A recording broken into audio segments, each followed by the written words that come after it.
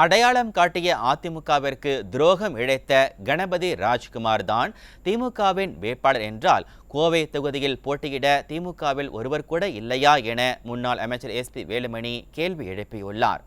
கோவை துடியலூர் அடுத்துள்ள வடமதுரையில் கோவை புறநகர் வடக்கு மாவட்டம் அதிமுக சார்பில் கவுண்டம்பாளையம் தொகுதியில் செயல் வீரர்கள் கூட்டம் நடைபெற்றது.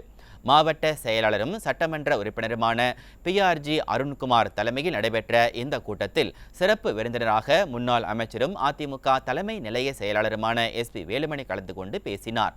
அப்போது புரட்சி தலைவி அம்மா கொடுத்த அனைத்து பதவிகளிலும் இருந்துவிட்டு பின்னர் கட்சிக்கு துரோகம் செய்துவிட்டு திமுகவிற்கு சென்ற கணபதி ராஜ்குமார் தான் திமுகவில் கோவை தொகுதி வேட்பாளராக நிற்கிறார் என்றால் 6 சட்டமன்ற தொகுதிகளிலும் திமுகவில் போட்டியிட ஒருவர் கூட இல்லை என்பதுதான் தெரிகிறது என்றார்.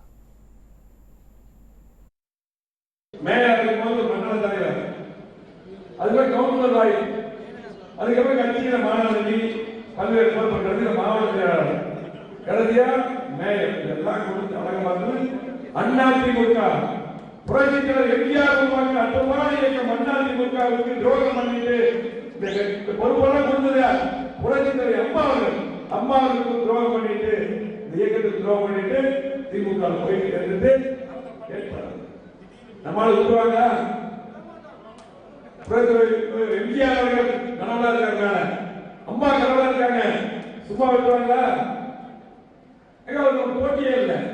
திமுக 6 தொகுதி அவங்களுக்கு திமுக ஆலயத்தை அவங்களுக்கு ஆலயத்தை திமுக கணக்கு திமுக நாடாளுமன்ற உறுப்பினரால் அந்த கட்சியை கஷ்டப்பட்டவங்க ஆலயத்தை வருது. அப்ப திமுக நிலைமை எதிர்பார்த்து வாங்கிட்டு அப்படிதான் கணக்கு. திமுக யாருக்கு வாய்ப்பு இல்லாம இங்கிருந்து ஓடி போன வந்து வாய்ப்பு.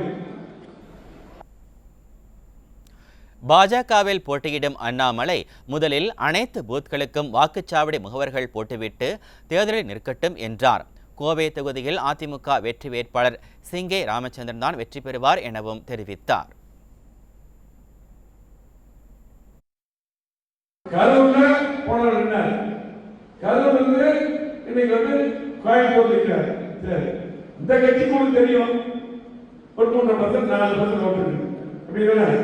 அந்த கட்சி எப்படி போட்டி வர முடியும்?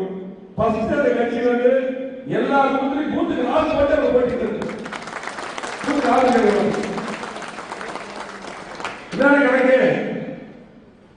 கணக்கு போட்டிக்கு அது கணக்கிலே இல்லை. அது வந்து நமக்கு போட்டி திமுக இன்னைக்கு ராமச்சந்திரனுடைய வெற்றி கண்டிப்பாக உறுதி மாற்றுகிறது.